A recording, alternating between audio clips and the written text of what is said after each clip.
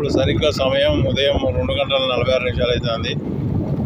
చూడండి, చిమ్మ చీకటి పైన ఆకాశంలో.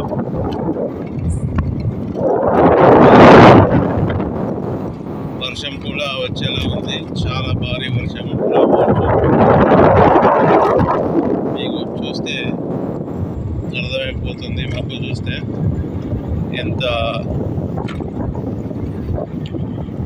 నల్లగా ఉందో. మొత్తం కారు చీకట్లతో కమ్మిన మబ్బు. మరి వర్షం పడేది ఉంటే మాత్రం బీభత్సమైన వర్షం.